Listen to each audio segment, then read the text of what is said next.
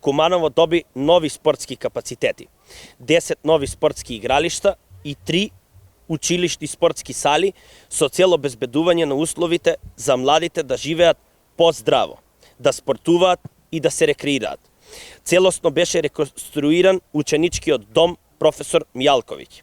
Со вложување во спортските капацитети, предлози, идеи, сугестии, покажавме што значи младите лица да имаат доверба и вистински партнер во институциите кои работат за интересите на младите. Отворен е првиот младински центар во наше Куманово.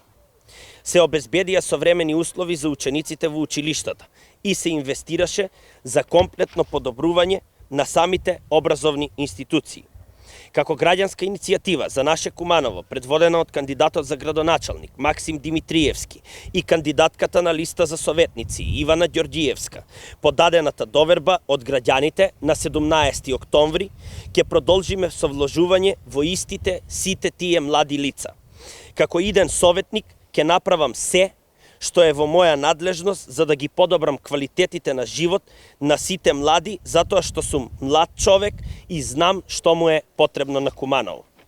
По победата на 17 октомври како локална власт од граѓаните и за граѓаните следува подобрување на условите во училиштата преку реконструкција на објектите на сите општински училишта, проширување на нови капацитети и изградба на ново средно училиште.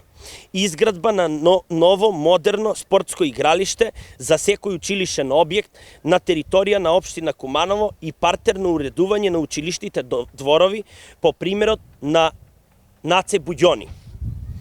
Отварање на младински интеркултурен културен центар во Дом на пионери Куманово,